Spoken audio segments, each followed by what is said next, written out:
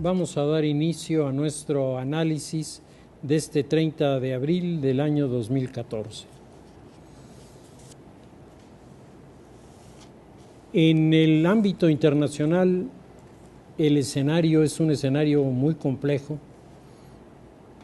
El tema de Ucrania es un tema que mantiene las tensiones y mantiene el interés de la comunidad europea frente a este desafío que está haciendo Putin. El tema del Medio Oriente se caldea con esta absurda decisión del gobierno egipcio de fusilar a 600 de sus opositores, lo que es verdaderamente una brutalidad. Y los problemas en el mundo del África Negra continúan en Nigeria con las persecuciones de los grupos de la línea de Al-Qaeda en contra de los cristianos nigerianos a los que están tratando de exterminar.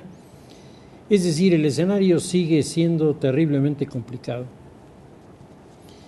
Yo quisiera abordar ahora, en el terreno de lo internacional, dos temas cortitos, importantes. Uno, la desaparición de Gabriel García Márquez, una de las figuras más notables de la literatura, un hombre que representa una línea ideológica que él defendió siempre, y por otro lado, un hombre que fue capaz de escribir novelas en las cuales se hacía una reflexión de orden psicológico y social verdaderamente interesante. Sus 100 años de soledad, El general y su laberinto, y tantos textos en los cuales Gabriel García Márquez recreaba un poco la imagen que él tenía del entorno en el que le había tocado vivir. Los personajes que han venido haciendo la apología de Gabriel García Márquez destacan siempre que era alguien que miraba con gran escepticismo y hasta con cierta ironía a los grupos autoritarios, sobre todo a los personajes autoritarios. Y esto, dicen los que están analizando el entorno de Gabriel García Márquez, choca un poco o un mucho con esta cercanía, esta proximidad de Gabriel García Márquez con Fidel Castro Ruz.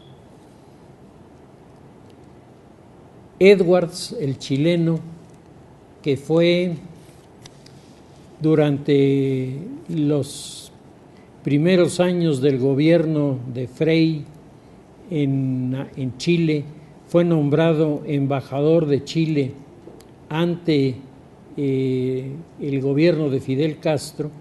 Edwards dice que se formó una comunidad intelectual de muy buen nivel que se reunía, si no periódicamente, sí con cierta frecuencia, y aprovechaban el tiempo para disertar sobre muy diversos temas.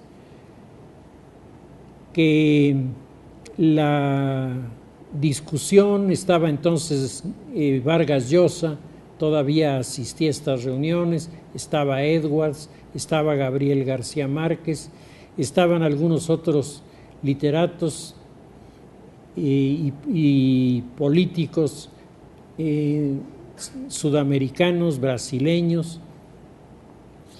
Y dice Edwards, la tónica de estas reuniones era una tónica muy estimulante porque nos encontrábamos con intelectuales de muy buen nivel que hacían planteamientos, propuestas siempre inteligentes, siempre interesantes. Y dice Edwards en su libro Persona non grata que él llevaba una amistad muy cercana con Fidel Castro.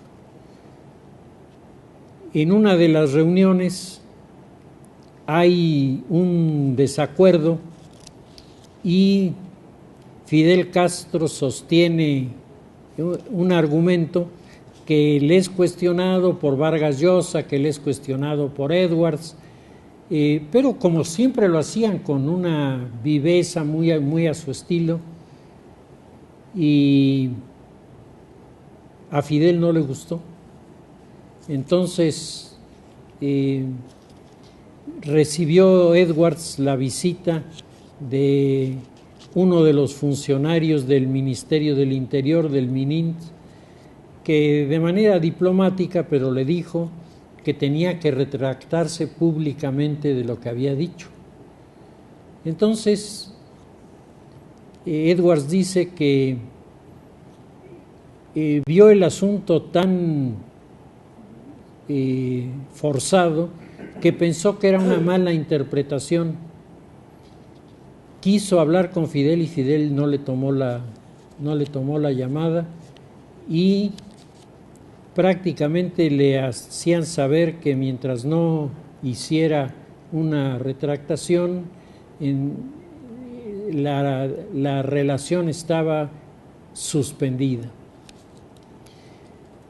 Eso no le gustó a Edwards, que protestó, se quejó y ante su actitud de mantenerse dentro de lo que había dicho, pues recibió el documento que lo declaraba persona non grata y lo echaron de Cuba.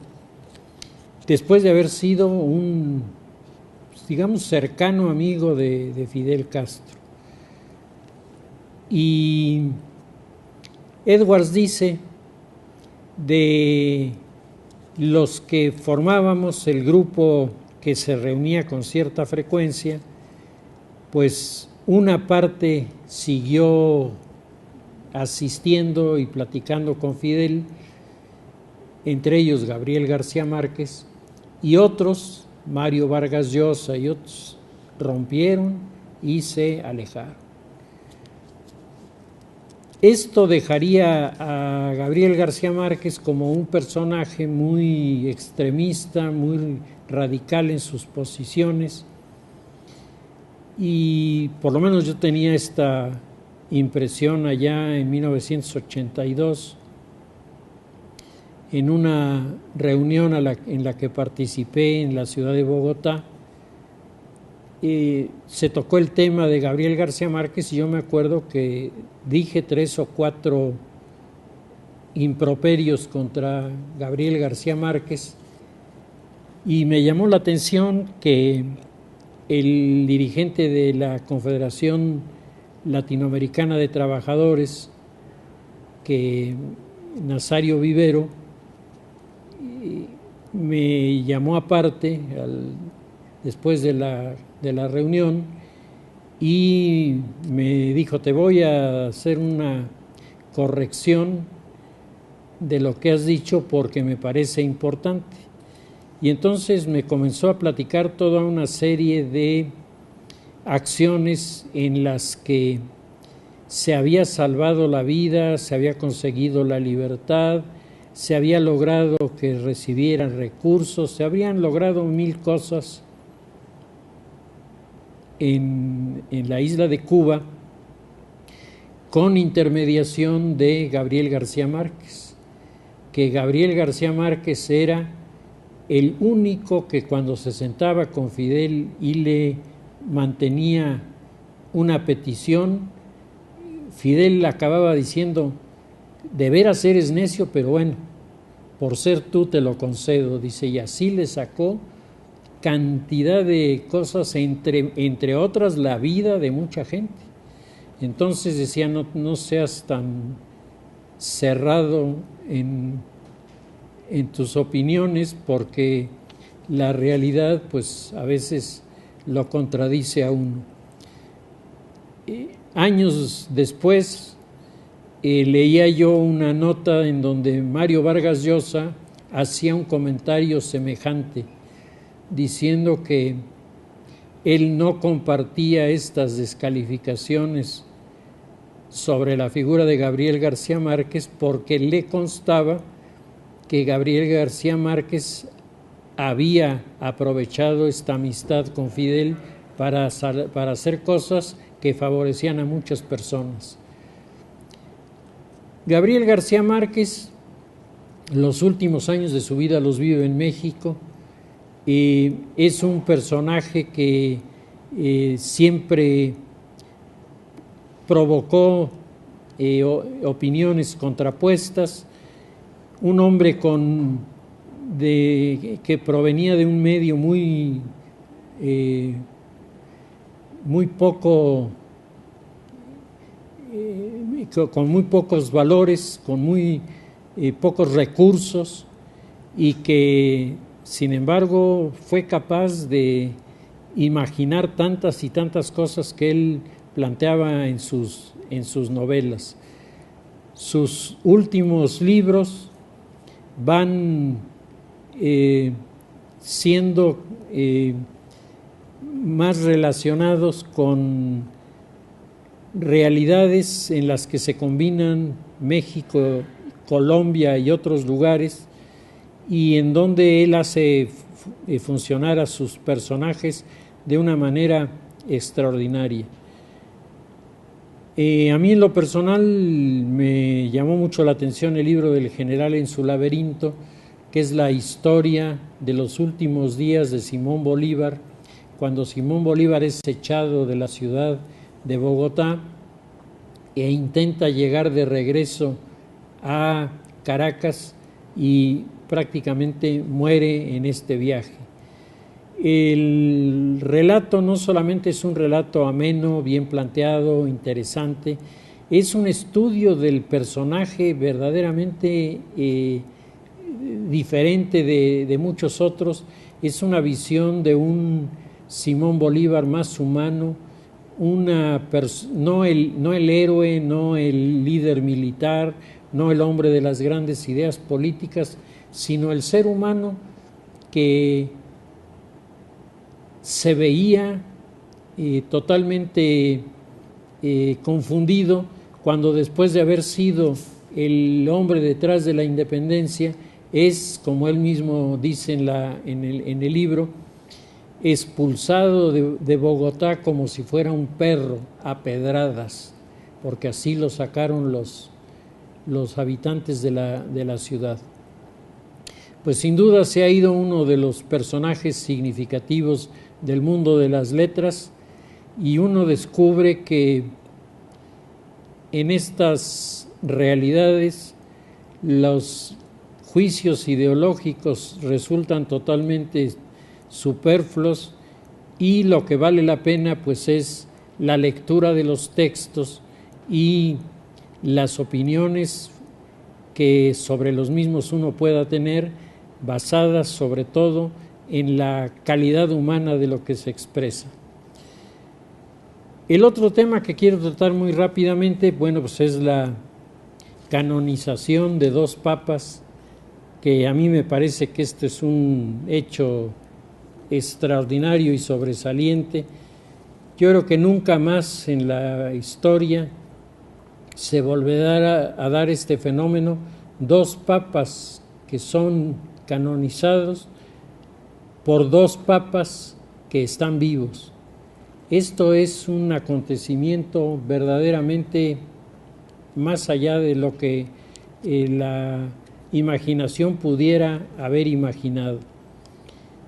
El personaje central sin duda es Juan Pablo II, pero está a su lado la figura de Juan XXIII, que algunos habían planteado como una especie de relleno o como una maniobra de tipo estratégico del Papa para poner a un Papa poco conocido con un Papa muy conocido.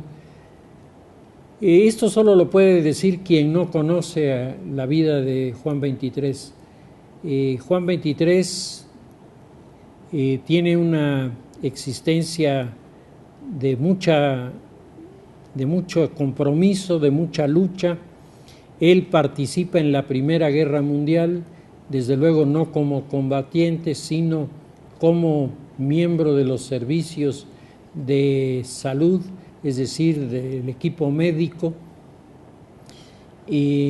Estando ahí hace funciones de capellán con la gente, y luego tendrá una carrera eclesiástica extraordinariamente complicada, porque él ingresa en el servicio diplomático de la Iglesia, y una de sus primeras encomiendas es ser nuncio en Bulgaria, en donde en primer lugar el gobierno es ortodoxo y en segundo lugar hay una animosidad importante en contra del catolicismo.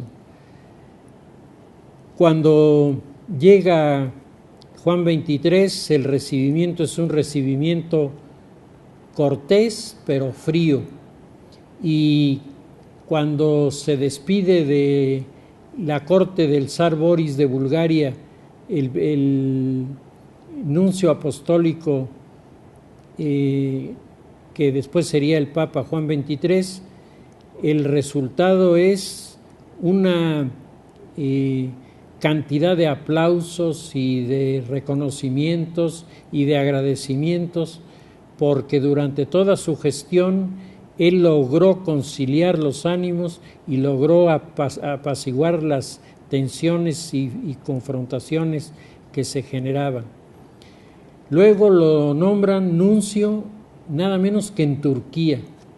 En plena Segunda Guerra Mundial, los turcos tienen una comunidad judía considerable y Alemania está presionando para que esos judíos sean deportados a Alemania y vayan a parar a los campos de concentración. En una alianza que hace el nuncio con el embajador alemán en Turquía, que era Franz von Papen, entre los dos sacaron a toda la comunidad judía del problema.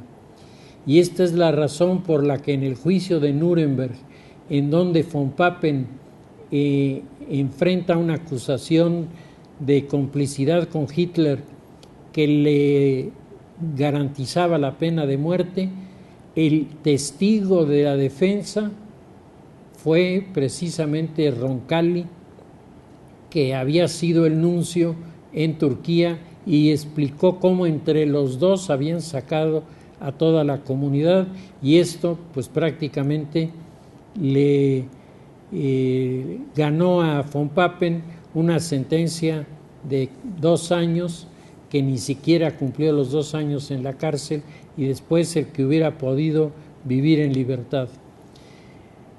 Después, Monseñor Roncalli fue a parar de embajador a la Francia de Charles de Gaulle, en donde todos los integrantes del grupo eran miembros de la masonería y detestaban a Roncalli por lo que representaba, porque en realidad nunca lo habían tratado. Una de las satisfacciones más grandes, decía Roncalli, de toda su carrera diplomática fue la despedida del gobierno del entorno de las relaciones internacionales de Charles de Gaulle, porque el gran maestre de la Gran Logia de Francia públicamente le reconoció a Monseñor Roncalli la habilidad, la capacidad y el juicio para haber logrado cambiar la opinión que estos grupos masónicos tenían de la Iglesia. Eso, decía Roncalli, era mucho más importante que alguna medalla que le hubieran impuesto. Era una satisfacción en el orden humano personal que desde luego lo convertía en un hombre excepcional. Patriarca de Venecia, hombre relacionado con los sectores sociales, siempre preocupado por la problemática de la sociedad. Cuando es nombrado Papa, toma el polémico nombre de Juan XXIII, y digo polémico porque Juan XXIII ya había existido uno que era antipapa, allá en la época de la crisis interna de la Iglesia Católica más grave, el cisma de Occidente, que es uno de los momentos más dramáticos en la historia, pues ahí había estado un Juan XXIII, y ahora el nuevo Juan XXIII aparecía como una figura que contrastaba mucho con el otro personaje histórico. Siendo Papa, desde el punto de vista doctrinario, él publicará toda una serie de documentos, pero hay dos especialmente trascendentes. Mater et Magistra, que es la visión de mayor profundidad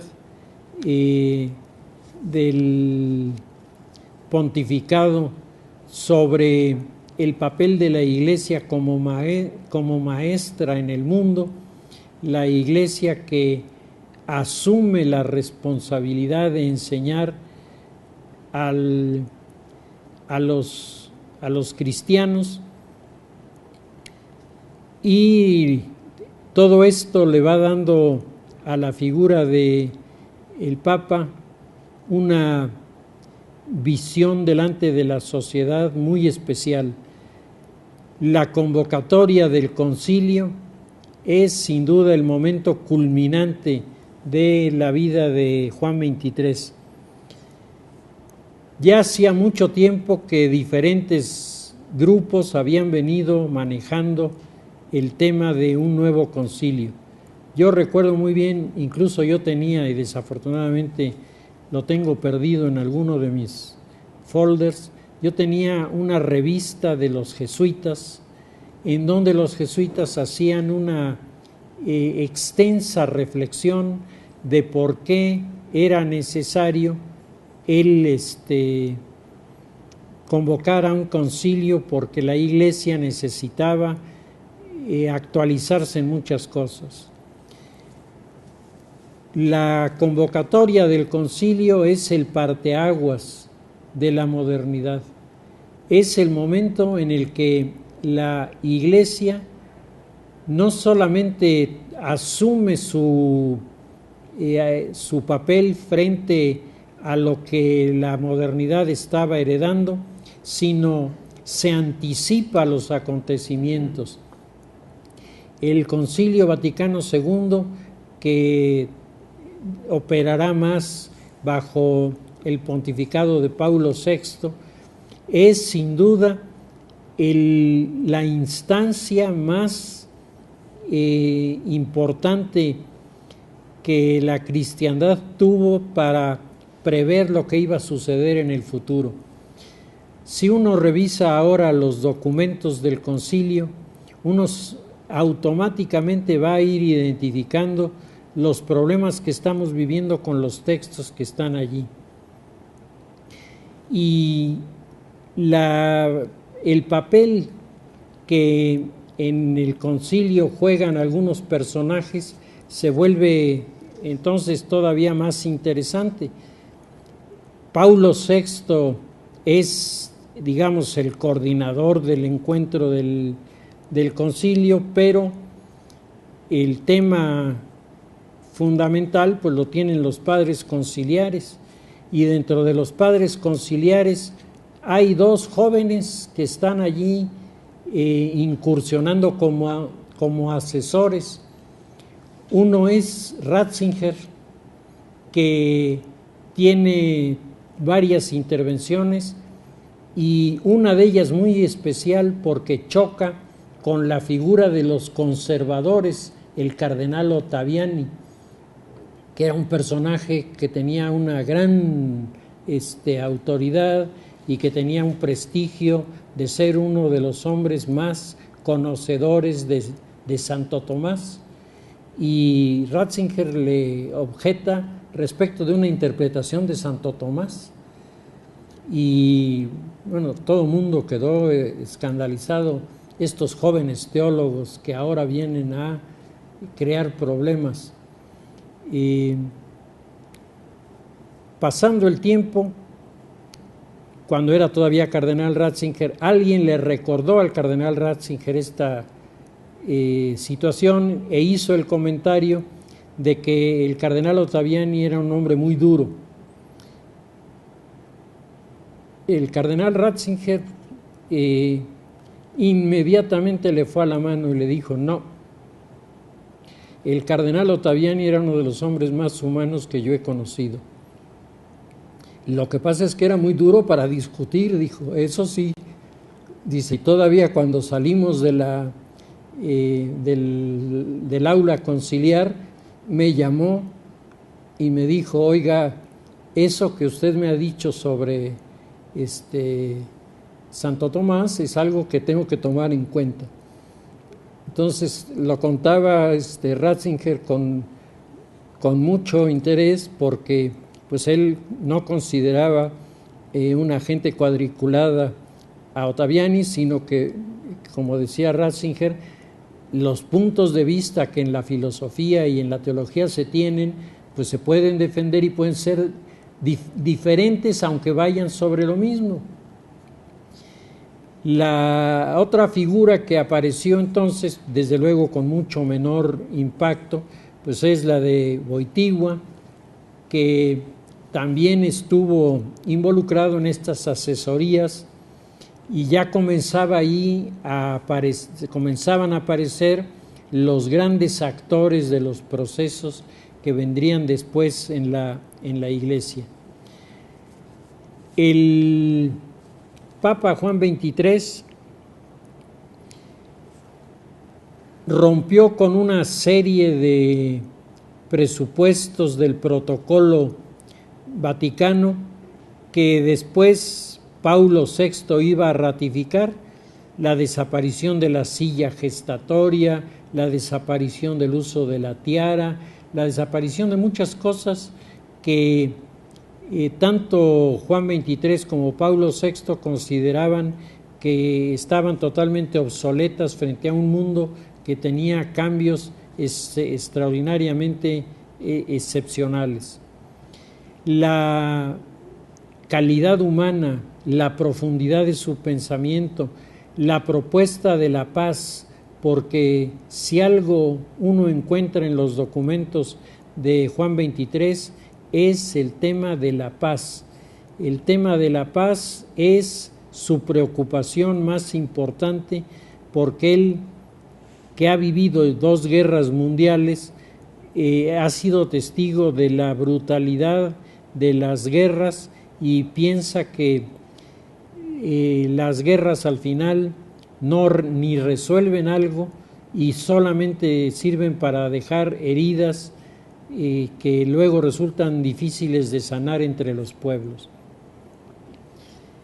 La figura de Juan Pablo II, bueno, es una figura arrolladora en el siglo XX y principios del siglo XXI.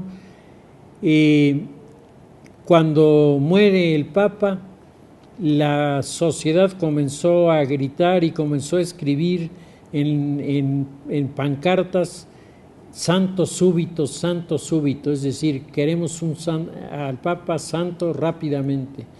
Y hay que recordar que en la historia, en los primeros tiempos, los primeros santos así llegaron a la santidad, el pueblo los aclamaba y entonces la Iglesia los reconocía.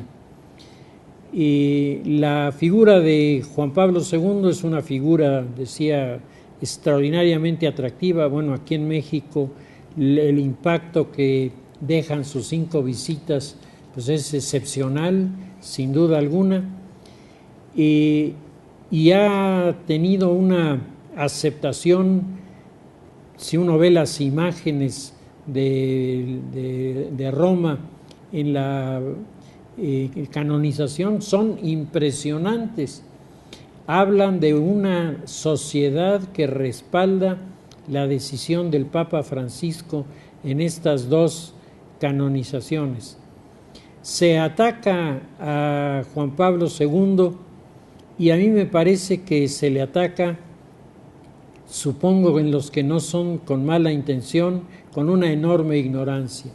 El tema de si Juan Pablo II conocía a los pederastas y que los tolera es algo que resulta inaceptable dentro del contexto de lo que fue la vida de Juan Pablo II. Lo puedo decir por una experiencia personal. Yo conocí a varios de los dirigentes de los legionarios y con ellos discutí sobre los libros, los documentos que aparecían, siempre sobre la base, para mí, definitiva de que era falso.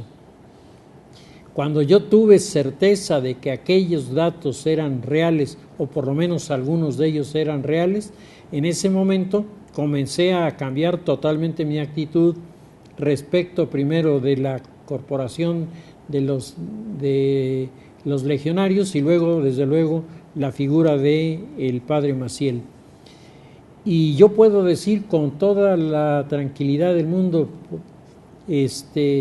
que durante todo el tiempo que yo conocí esto, a mí me pareció que no era verdad, y que hasta que tuve un testimonio de alguien que me merecía crédito, que me demostró que las cosas eran ciertas, fue cuando yo cambié.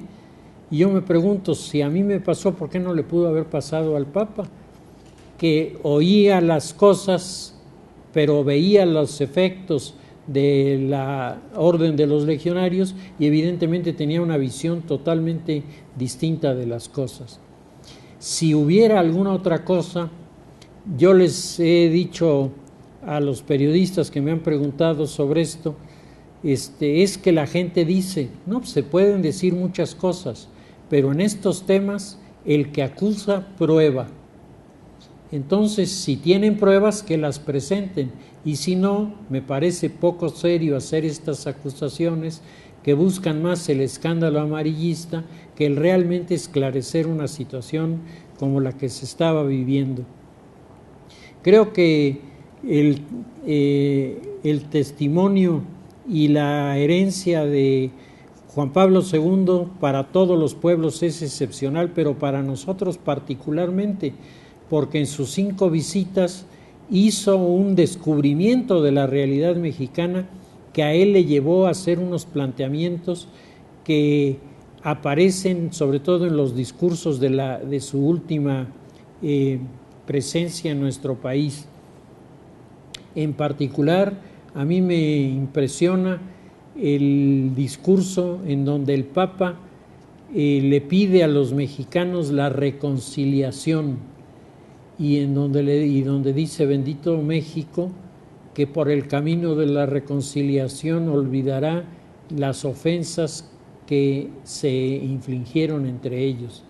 Entonces, el Papa lo que estaba pidiendo era una revisión de nuestra percepción histórica para que dejemos de odiarnos unos a otros y comencemos a entender que como parte de un mismo pueblo, hijos de un mismo Dios, hermanos, por lo tanto, tenemos mucho más en común y tenemos mucho más cosas que hacer juntos que la de estarnos dando de balazos y de descalificaciones con insultos. Pues a mí me pareció que la canonización fue una ceremonia impresionante que particularmente con jóvenes habla de unas figuras, Juan XXIII y Juan Pablo II, que lograron calar en la conciencia de la juventud, que para los tiempos presentes es ya de por sí un hecho, digamos, milagroso. Sobre el tema de la política nacional, yo quisiera platicar un poco de este desplegado en la prensa nacional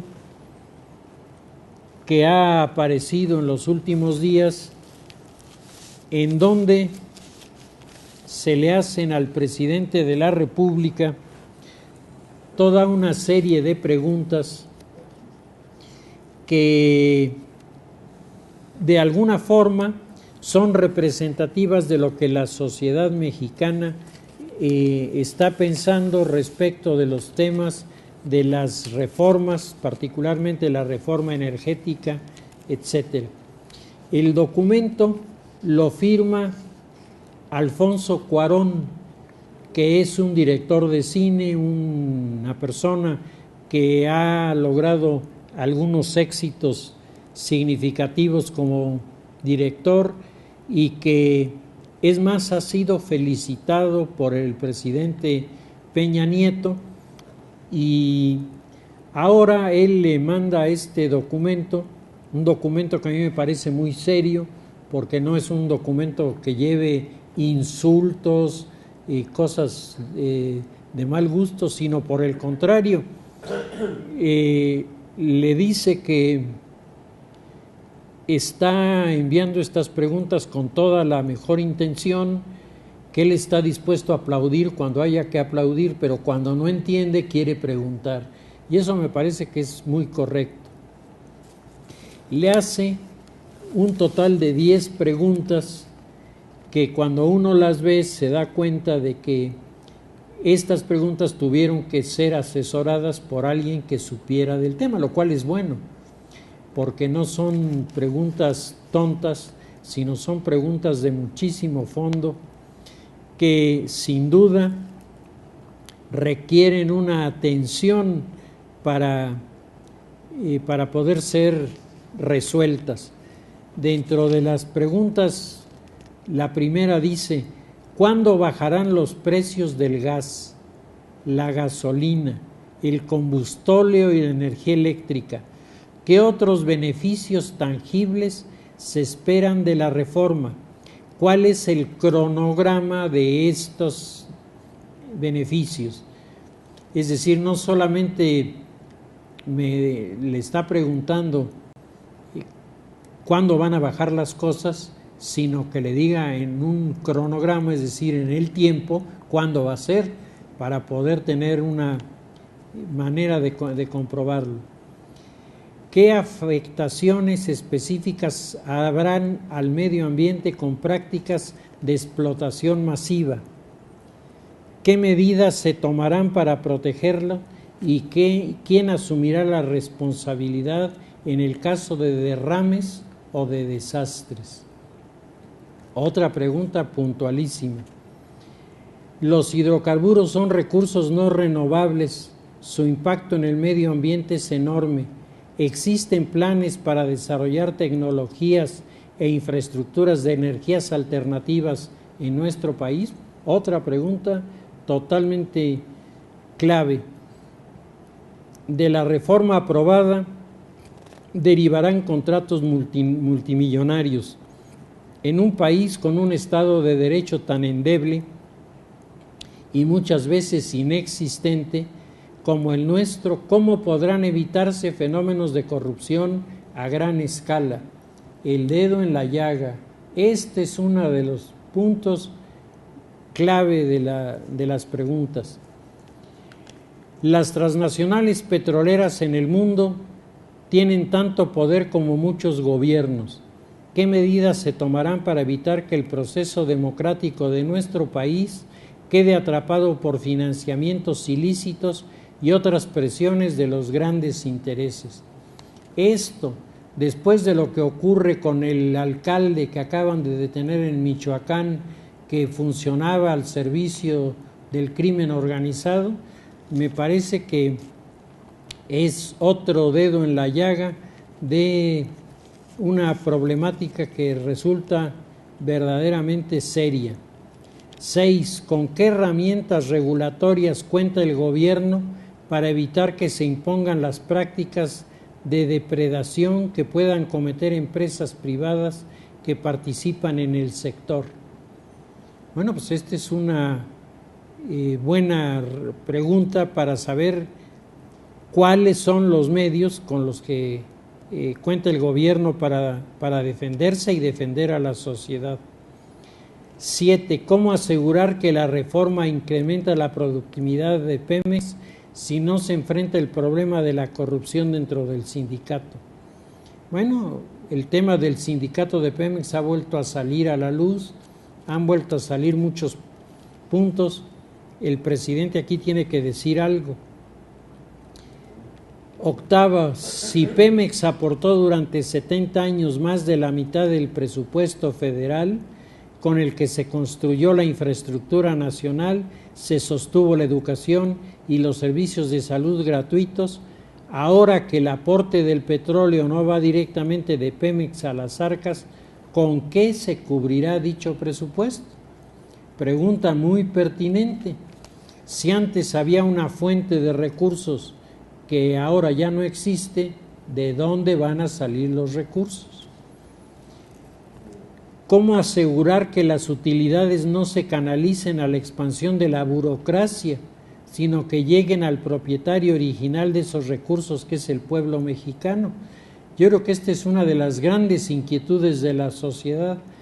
¿Cómo le haremos para que no nos quedemos una vez más viendo cómo otros se apropian de lo nuestro? Y finalmente, 2 experiencias desastrosas permanecen en la memoria de los mexicanos: la quiebra del 62, luego del dispendio, la ineptitud y la corrupción que caracterizó el manejo de la riqueza petrolera de los años 70, y las reformas discrecionales y opacas de tiempos de Salinas de Gortari, buenas para las manos privadas, pero dudosas para los consumidores. ¿Qué nos garantiza que esas experiencias que han ahondado los abismos sociales no se repitan? Usted y su partido cargan con la responsabilidad histórica de estas reformas. ¿Cree realmente que el Estado mexicano tiene los instrumentos para llevarlas a cabo con eficacia, sentido social y transparencia? Y el día de ayer, el presidente Peña Nieto aceptó el reto de Cuarón y dice que va a contestar las preguntas. Me parece que no podrá contestarlas en abstracto, que tendrá que contestar con un documento como este, y tendrá que ir contestando una por una y veremos qué es lo que contesta. Pero al mismo tiempo que está esto, se está llevando a cabo una asamblea nacional de grupos de la izquierda democrática, que están debatiendo sobre muy diversos temas. Estuvieron en una de las sesiones últimas escuchando a Enrique Krause, y Krause les decía que él les reclamaba, primero, que a él lo ubicaran de derechas, y segundo, que hubieran siempre etiquetado a los pensadores como Octavio Paz como gente de derecha, cuando el pensamiento de Octavio Paz fue siempre un pensamiento más cercano a la izquierda que a cualquier otra posición. Y el debate, organizado por el llamado Grupo de los Chuchos del PRD, ha sido de un muy buen nivel. Los temas que se han tocado han sido temas sumamente interesantes, se han manejado además con mucho cuidado, con mucha atención, y todo esto me lleva a mí a reflexionar si en este documento de Cuarón, que es un agente de la izquierda, inmediatamente todos los grupos de la izquierda han salido a apoyar la petición de Cuarón, y en este encuentro de los grupos de izquierda no nos estamos encontrando con una maniobra del PRD para tratar de cerrar filas frente a una situación que en los últimos meses le ha golpeado a la izquierda de manera inmisericordia, con las divisiones internas por la presidencia del partido, con las divisiones internas por las posibles candidaturas a la presidencia de la República en los próximos años.